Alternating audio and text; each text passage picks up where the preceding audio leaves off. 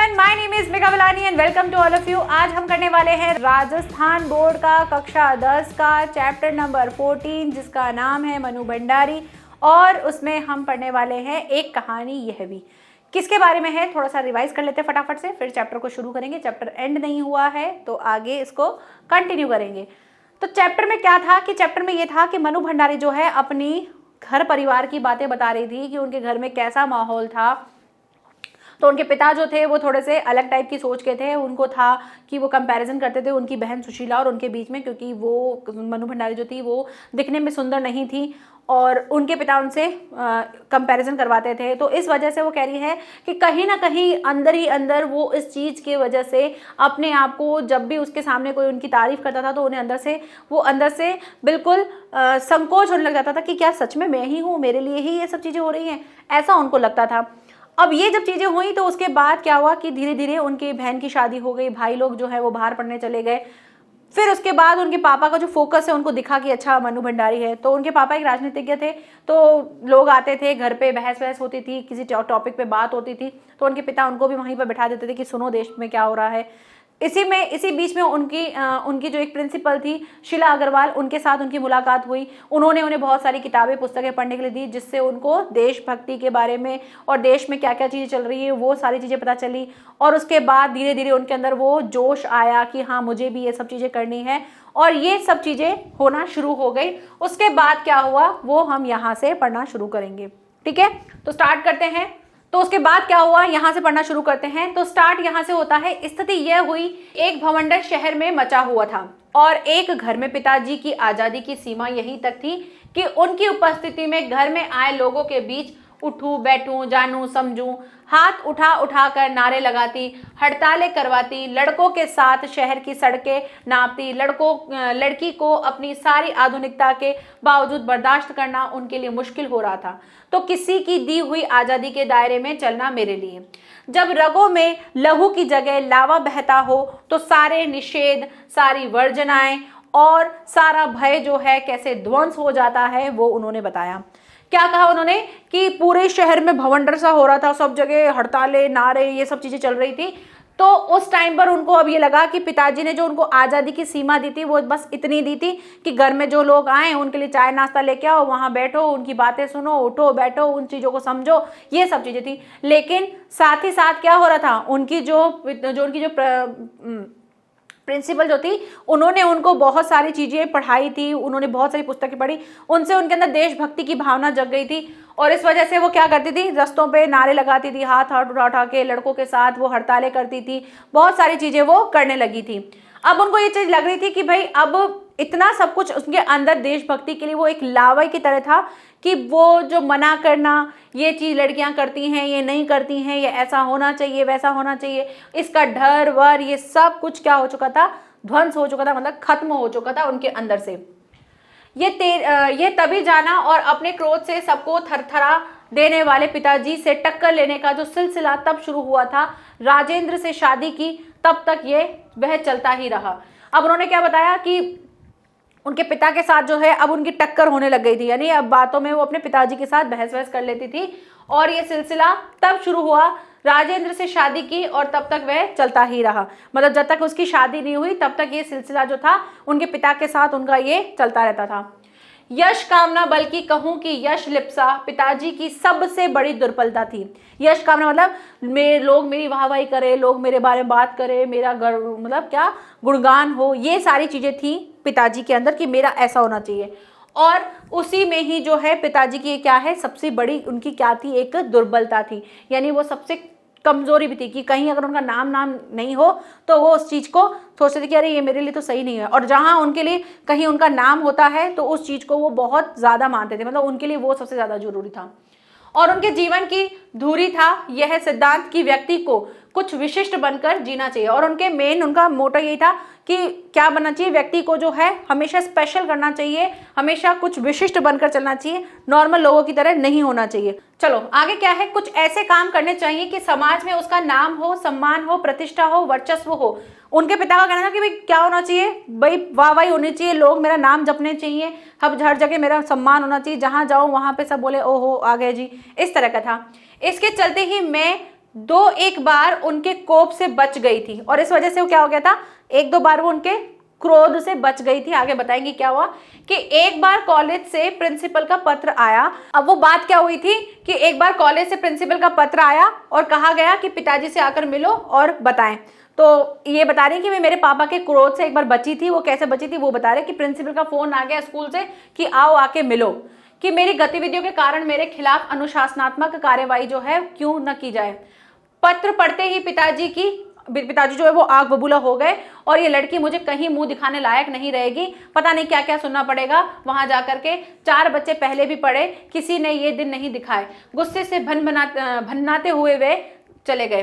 अब क्या हुआ, स्कूल से फोन आ गया। अब घर से ना स्कूल से फोन आ जाए घर वालों के पास कि आपकी बच्ची जो है ऐसे कर रही है, उसकी गतिविधियों के खिलाफ आपको कुछ कार्रवाई क्यों नहीं करते हो, ऐसे बोल देंगे तो क्या हुआ कि भाई कोई कार्रवाई तो कर ले। अब ऐसा फोन आ गया तो किसके पापा भी खुश होंगे, बोलेंगे अरे पता नहीं क्या करके आ गई। तो उनके पिता को भी ऐसे लगा कि क्या है, मेरे और 4 बच्चे थे, उन्होंने पढ़ा, उनके साथ तो कभी ऐसा नहीं हुआ, ये पता नहीं कैसा मुंह दिखाएगी, क्या क्या करवाएगी, क्या क्या सुनना पड़ेगा वहां जाकर के। और इस तरह से वो गुस्से में वहां से निकले। फिर क्या हुआ, लौटकर क्या कहर भरपा होगा इसका अनुमान था। सो मैं पड़ोस के एक मित्र के यहाँ जाकर के बैठ गई। माँ को कह दिया कि लौटकर बहुत कुछ गुब्बार निकल जाए तब बुलाना। अब उन्होंने क्या बोला कि उसको पता था कि पापा आएंगे तो कुछ ना कुछ होगा, बहुत गुस्से में आएंगे, मेरे को पिटाई हो जाएगी, तो इसलिए वो अपने दोस्त के घर पे चली गई और मम्मी को बोल दिया जब पापा का गुस्सा थोड़ा ठंडा हो जाए तब मुझे बुला लेना, फिर मैं आ जाऊंगी। लेकिन जब माँ ने आकर कहा कि वे तो खुशी हैं, चल तो विश्वास नहीं हुआ। गई तो सही लेकिन डरते डरते। फिर उसकी मम्मी ने उनको बोला कि है ना तेरे पापा तेरे को बुला रहे। तो उसने बोला मम्मी पापा, बोले हाँ वो तो खुश हैं, ऐसा कुछ है ही नहीं, सब कुछ ठीक है। तो उसने कहा कि पता नहीं यार, अब वो गई तो सही लेकिन अंदर से होता है धक धक होती है कि अरे यार पता नहीं क्या हुआ, पता नहीं क्या हुआ। सारे कॉलेज की लड़कियों पर इतना रौब है तेरा, सारा कॉलेज तुम 3 लड़कियों के इशारे पर चल रहा है। प्रिंसिपल बहुत परेशान थी और बार बार आग्रह कर रही थी कि मैं तुझे घर बिठा लूं, क्योंकि वे लोग किसी तरह डरा धमकाकर डांट डपट कर लड़कियों को क्लास में भेजते हैं और अगर तुम लोग एक इशारा कर दो कि क्लास छोड़कर बाहर आ जाओ तो सारी लड़कियां निकलकर मैदान में जमा होकर नारे लगाने लगती हैं। ठीक है, तुम लोगों के मारे कॉलेज चलाना मुश्किल हो गया है उन लोगों के लिए। कहाँ तो जाते समय पिताजी मुंह दिखाने से घबरा रहे थे और कहाँ बड़े गर्व से कहकर आए हैं। क्या बोल रहे थे, क्या कहकर आए वो भी बताएंगे। अब उनके पापा ने उनको बोला कि तू इतनी बढ़िया है कि तुम 3 लड़कियों के बोलने भर से पूरी कॉलेज की लड़कियां जो है तुम्हारे एक इशारे पे बाहर आ जाती है नारा लगाने के लिए, जबकि कॉलेज वाले क्या बोलते हैं जाओ क्लास में जाके पढ़ाई करो, नारे वारे नहीं लगाने। लेकिन तुम तीनों के बोलने पे कॉलेज की सारी लड़कियां जो है यहाँ आ जाती है, तो तुम तो बड़े कमाल की हो। और जब वो घर से गए थे तो जो गुस्से में गए थे, पता नहीं क्या कैसा मुंह दिखाएगी, कैसे दिन दिखाएगी, ये सब चीजें बोल रहे थे। और अब तो वो बड़े खुश होकर गर्व से कहकर आए थे, क्या कहकर आए थे कि यह तो पूरे देश की पुकार है, इस पर कोई कैसे रोक लगा सकता है भला। बेहद गदगद स्वर में पिताजी के ये सब सुनाते ही मैं अवाक, मुझे न अपनी आंखों पर विश्वास हो रहा था न अपने कानों पर यह हकीकत थी। उसके पिताजी ने ऐसे बोला कि हाँ तो ये तो देश की आवाज़ है, ये देश की आवाज़ आप किस किस कानों तक नहीं पहुंचने दोगे। और इस तरह से उसके पिताजी ने ऐसे बड़ा सीना चौड़ करके बताया कि देखो मेरी बेटी ऐसी है ये वो। तो जब ये सुना तो वो बोली अरे पापा बोल रहे हैं, क्या बात है। और क्यों, अब आपको ये रीज़न भी पता है क्यों, क्योंकि उनके पापा को था ना कि भाई मेरा नाम हो रहा है, मेरी बेटी ऐसे नारेबाजी वाली चीज़ कर रही है, तो उनको इस चीज़ का फक्र हो रहा था कि मेरी बेटी का नाम हो रहा है। उस वजह से वो कहते थे ना कि हम कुछ करो तो विशेष करो, और विशेष करा। अब उसको अपने कानों पे भी यकीन नहीं होता कि पापा ये सब बोल रहे हैं। एक घटना और बता रही है वो, क्या, आज़ाद हिंद फौज के मुकदमे का सिलसिला था। सभी कॉलेज स्कूल दुकानों के लिए हड़ताल का आह्वान था कि भाई सभी जो है स्कूल कॉलेज सब चीज़ें बंद रहेंगी। जो नहीं कर रहे थे, छात्रों का एक बहुत बड़ा समूह जो था वहां जाकर के हड़ताल करवा रहा था। शाम को अजमेर का पूरा विद्यार्थी वर्ग जो है वो क्या था, चौपड़ यानी मुख्य बाजार का जो चौराहा है वहां पर इकट्ठा हुआ और फिर भाषणबाजी होना शुरू हो गई। एक और उन्होंने किस्सा बताया आज़ाद हिंद फौज के टाइम का कि सब जगह पे बंद करवा दिया था। फिर स्कूल के जो कॉलेज के स्टूडेंट्स हैं वो जा करके पूरा बंद करवा रहे थे और वहां पर भाषणबाजी हो रही थी। इसी बीच पिताजी के एक निहायत दकियानूसी मित्र ने घर आकर अच्छी तरह से पिताजी की लू उतारी। अरे उस मनु की तो मत मारी गई है, पर भंडारी जी आपको क्या हुआ है? ठीक है आपने लड़कियों को आज़ादी दी, पर देखते आप जाने कैसे कैसे उल्टे सीधे लड़कों के साथ हड़तालें करवाती, हुड़दंग मचाती फिरी रही है, और वह आपके घरों की लड़कियों को शोभा नहीं देता ये सब। और ये सब बोल करके उन्होंने क्या बोला, कोई मान मर्यादा इज्जत आबरू का ख्याल भी रह गया है या आपको नहीं रहा है। अब उनके क्या थे, कोई फ्रेंड थे जो कि उसे फालतू की बातें करने लगे कि तुम्हारी बेटी तो है देखो वहाँ जाके पता है अजीब अजीब से लड़कों के साथ बैठ के नारे लगा रही है, आपके घर की लड़कियों को ये शोभा नहीं देता, ब्ला ब्ला, ऐसा ऐसा उनको उल्टे सीधे लड़के हैं, ऐसा ऐसा उनको बोलने लग गए कि भंडारी जी आपको क्या हो गया, आपको समझ में नहीं आता है कि सही गलत क्या है, ऐसे उनको बोलने लगे। वे तो आग लगाकर चले गए, उन्होंने तो आग लगा दी, बोल दिया, ठीक है। और पिताजी सारे दिन भभकते रहे, बस अब यही रह गया है कि लोग घर आकर के थू थू करके चले जाएं, बंद करो अब इस मनु का घर से बाहर निकलना। अब पिताजी ने जो था गुस्सा हो गए क्योंकि कोई आके बोल के चला गया उनको, तो उनको लगा कि यार लोग मेरे पे थू थू कर रहे हैं, तो उन्होंने बोल दिया कि इसका आज से घर से निकलना ही बंद कर दो। इस सबसे बेखबर में रात होने पर घर लौटी तो पिताजी के एक बेहद अंतरंग और अभिन्न मित्र ही नहीं, अजमेर के सबसे प्रतिष्ठित और सम्मानित डॉक्टर अंबालाल जी जो थे वो बैठे थे। मुझे देखते ही उन्होंने बड़ी गर्मजोशी से मेरा स्वागत किया, बोला आओ आओ मनु। तो चौपड़ पर तुम्हारा भाषण सुनते ही सीधा भंडारी जी को बधाई देने चला आया। अब क्या हुआ, एक फ्रेंड ने तो आग लगाई, दूसरे फ्रेंड जो थे मतलब दूसरे जो थे वो कौन थे, बहुत ही सम्मानित बहुत ही रिस्पेक्टेड पर्सन थे जिनका नाम था डॉक्टर अंबालाल, ठीक है। वो आए और आके बैठे हुए थे पहले से ही घर में। जब मनु घर पर आई तो उन्होंने देखा कि वो बैठे, और जैसे वो मनु जैसे आई तो उन्होंने बहुत ही वार्म वेलकम किया कि अरे तुम ही हो, तुम्हारा भाषण ही मैंने चौपड़ पे सुना था। और मैं सुन करके सीधा कहाँ चला आया, भंडारी जी के पास चला आया। I am really proud of you, उन्होंने इंग्लिश में क्या बोला, मैं तुम पर बहुत गर्व करता हूँ, क्या तुम घर में घुसे रहते हो भंडारी जी, घर से निकला भी करो। उन्होंने बोला क्या तुम सारा दिन घर में बैठे रहते हो, घर से निकला करो, देखो तुम्हारी बेटी कितना अच्छे अच्छे काम करती है। तो इससे पहले उनके पिताजी को क्या लग रहा था कि मनु का आएगी तो मनु का घर से निकलना बंद करवा देंगे। अब इतने रिस्पेक्टेड पर्सन उनकी तारीफ करके गए थे। यू हैव मिस्ड समथिंग, उन्होंने क्या बोला कि तुमने कुछ मिस कर दिया, उसके पापा को बोल रहे थे। और वे धुआंधार तारीफ करने लगे, वे बोलते जा रहे थे और पिताजी के चेहरे का संतोष जो है धीरे धीरे क्या हो रहा था, गर्व में बदलता जा रहा था। भीतर जाने पर माँ ने दोपहर के गुस्से वाली बात बताई तो मैंने राहत की सांस ली। अब वो तारीफ पे तारीफ किए जा रहे थे, ठीक है, तारीफ पे तारीफ किए जा रहे थे। और मनु को लग रहा था यार क्या है, और उसके पिता को क्या लग रहा था, जो एक था ना कि नहीं मुझे ऐसा करना है, मैं इसको बंद करा दूंगा, अब वो क्या हो रहा था, थोड़ा सा गर्व में परिवर्तित हो रहा था। अब उनको गर्व हो रहा था। और जब वो अंदर गई तो उनकी मम्मी ने बताया कि तेरे पापा गुस्से में थे, वो उनका फ्रेंड आया था, वो ऐसे ऐसे बता के गया था। लेकिन अब जो है मनु को लगा कि हाँ तारीफ हो गई, अब थोड़ा सा शांति हो गई। आज पीछे मुड़कर देखती हूँ तो इतना तो समझ में आता ही है कि क्या तो उस समय मेरी उम्र थी और क्या मेरा भाषण रहा होगा, कि उस टाइम पे मेरी तो उम्र इतनी ज़्यादा थी नहीं और मेरा क्या ही भाषण होता होगा।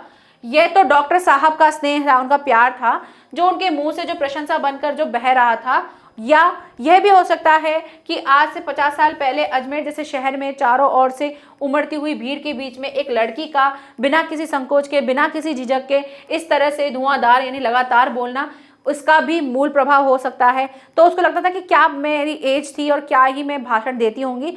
शायद ये उनका डॉक्टर साहब का जो इतना स्नेह था वो, या भाई ऐसा होता है ना कि एक ऐसा जगह है जहाँ पर कोई और इस तरह से उभर कर नहीं आया और मैंने इस तरह से अपनी बात को बिना संकोच के कहा, तो हो सकता है इस वजह से मैं थोड़ी सी स्पेशल दिख रही होंगी। पर पिताजी कितनी तरह के अंतर विरोधों के बीच जीते थे। वे पिताजी जो थे वो बहुत ही अलग तरीके के विरोध थे। कभी बोलते थे ऐसा नहीं करना है, जैसे ही तारीफ होती थी तो बोलते थे हाँ हाँ बहुत बढ़िया ये सब चीज़ें अच्छा है ये वो। तो अलग तरह के उनके अंदर जो थे वो विरोध चलते रहते, कभी हाँ तो कभी ना, इस तरह से चलता था। एक और विशिष्ट बनने और बनाने की प्रबल लालसा, तो दूसरी और अपनी सामाजिक छवि के प्रति भी उतनी ही सजग था। एक और तो उनको लगता था कि अरे विशिष्ट बनना चाहिए, कुछ अलग बनना चाहिए। तो भैया जब अलग बनोगे तो कुछ ना कुछ तो ऐसा तो होगा ना कि दूसरों से हटके काम करोगे, तो जब हटके काम करोगे तो थोड़ा से चुभोगे आंखों में, तो वो चीज़ भी होती थी। और दूसरी सामाजिक छवि भी चाहिए, अरे नहीं लड़कियां तो भाई ऐसी बाहर निकलती हैं, ऐसे बात करती, तो अलग अलग चीज़ें उनके अंदर चलती रहती थी।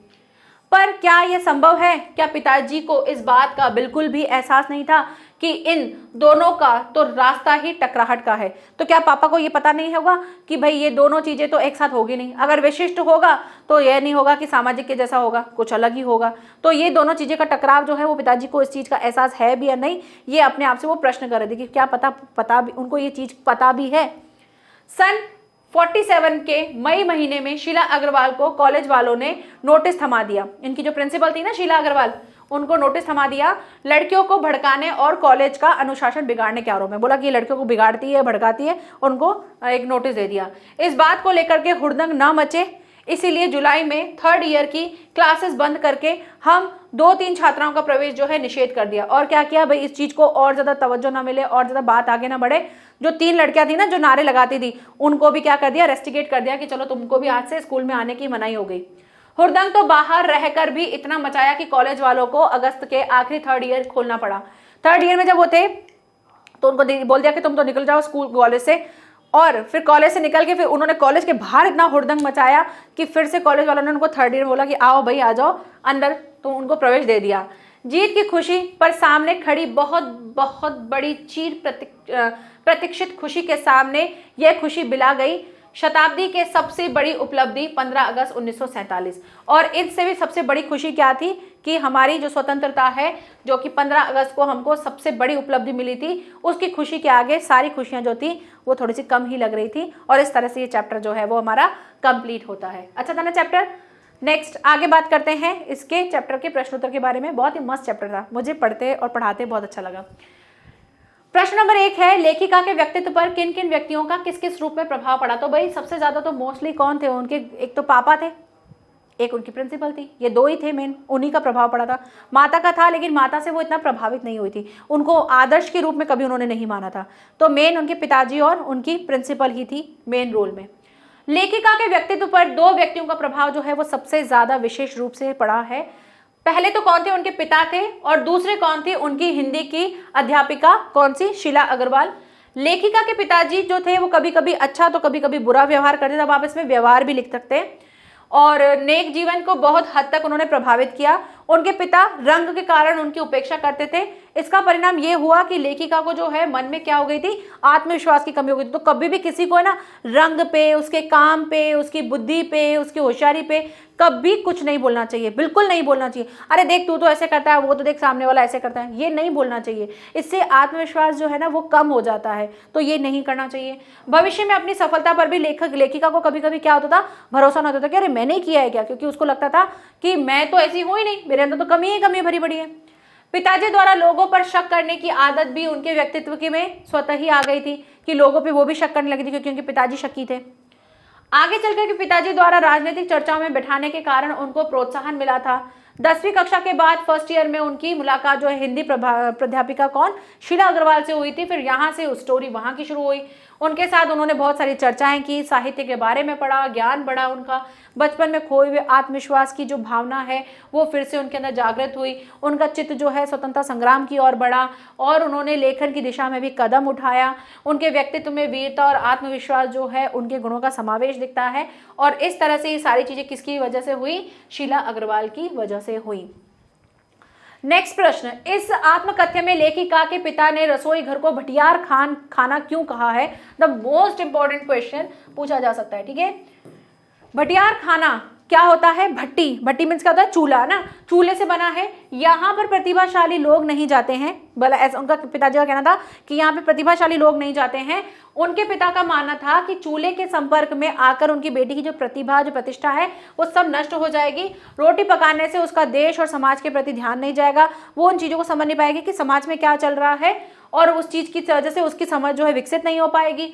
वह वहाँ जाकर के अपनी योग्यता को नष्ट कर देगी संभवतः। इसीलिए उन्होंने लेखिका को क्या कहा कि पिताजी ने कहा कि तुमको भटियार खाना है, उसको भटियार, रसोई को भटियार खाना कहा है, और उससे दूर रहने की उन्होंने उसे हिदायत दी थी कि दूर रहना इससे।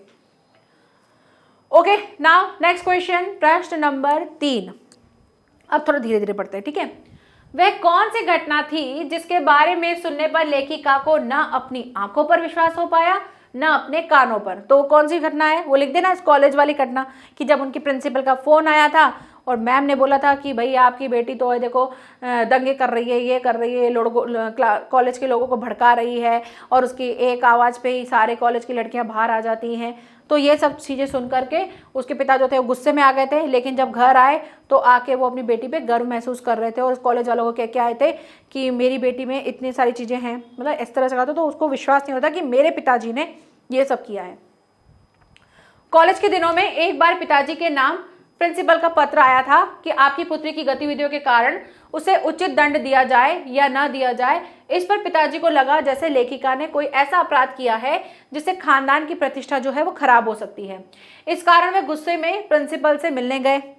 इससे लेखिका बहुत भयभीत हो गई, परंतु प्रिंसिपल से मिलने तथा असली अपराध का पता चलने पर लेखिका के पिता को अपनी बेटी से कोई शिकायत नहीं हुई और पिताजी के व्यवहार में परिवर्तन देख करके लेखिका को ना तो अपनी आंखों पे विश्वास हो रहा था और ना ही अपने कानों पर। ठीक है, चलिए नेक्स्ट क्वेश्चन प्रश्न नंबर 4, लेखिका की अपने पिता से वैचारिक टकराहट को अपने शब्दों में लिखिए। लेखिका के अपने पिता के साथ अक्सर वैचारिक टकराव होते ही थे, है ना, सोच के मामले में कि लेखिका के पिता जो थे वो स्त्रियों की शिक्षा के विरोधी नहीं थे, परंतु वे स्त्रियों का दायरा चार दीवारी के अंदर रखना चाहते थे। विरोधी नहीं थे शिक्षा के लिए, लेकिन दायरा जो है चार दीवारी में रखना चाहते थे। परंतु लेखिका कैसी थी? खुले विचारों वाली महिला थी।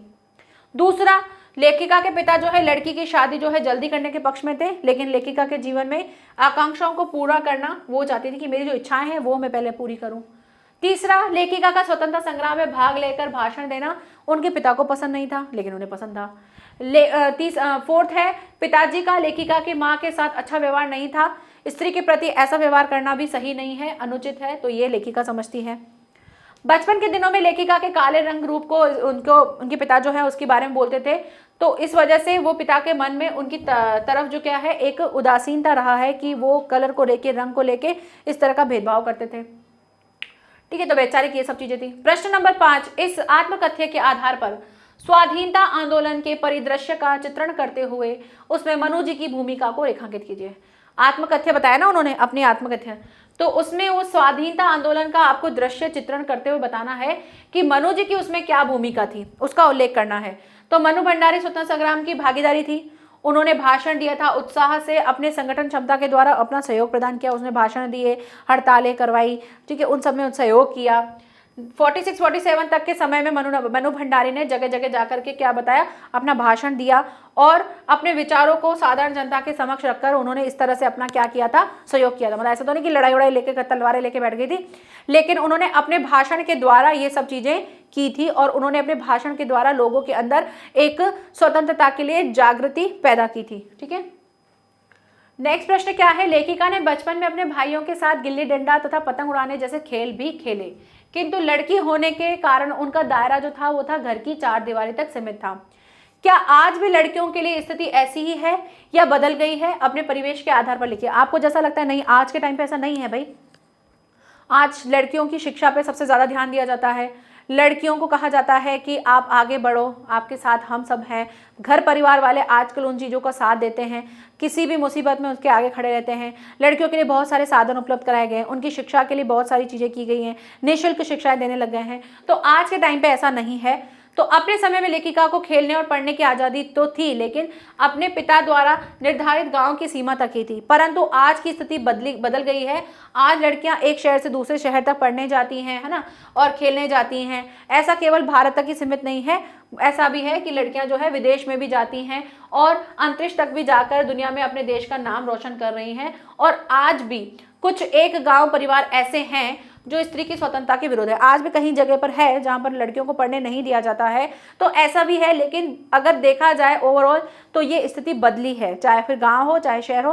लेकिन कुछ जगहों पर, कहीं जगहों पर या किसी लोगों की अभी भी मानसिकता ऐसी है कि वो सोचते हैं कि हमें लड़कियों को नहीं पढ़ाना है।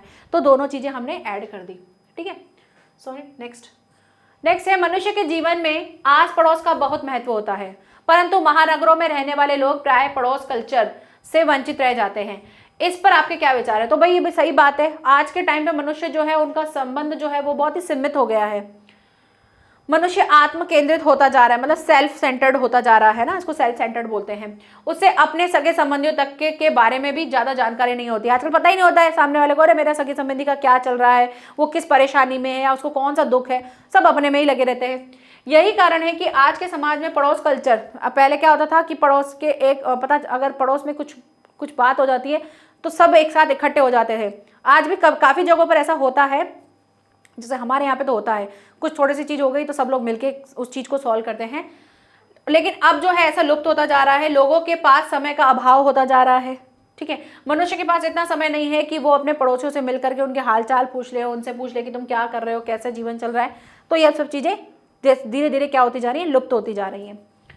प्रश्न नंबर 10 क्या दे रखा है, इस आत्मकथ्य में मुहावरों का प्रयोग करके लेखिका ने रचना को बहुत रोचक बनाया है, अच्छा बनाया है। तो आपको बताना है कि वो मुहावरे कौन कौन से हैं और उनसे क्या क्या वाक्य बन सकते हैं वो। तो पहला तो देखो, लू उतारी, तो उसका मतलब क्या है, इस बीच पिताजी ने एक निहायत दकियानूसी मित्र ने घर आकर के क्या किया, पिताजी की लू उतारी, मतलब कि उनकी इज्जत उतारी, कि भाई उनको जो उनकी हेकड़ी थी वो उनको उतारने की कोशिश की। आग लगाकर, मतलब कि वो आए और आग लगाकर चले गए, मतलब कुछ बोला और भड़का के चले गए, इस तरह की चीजें थी। तो और पिताजी सारा टाइम क्या थे, भड़कते हुए रहे, है ना, भभकते रहे। बस अब यही रह गया है कि लोग घर जाकर थूथू करे, थूथू मतलब कि सामने वाले की बुराई करे, उसके ऊपर शर्मिंदगी जताए, ठीक है।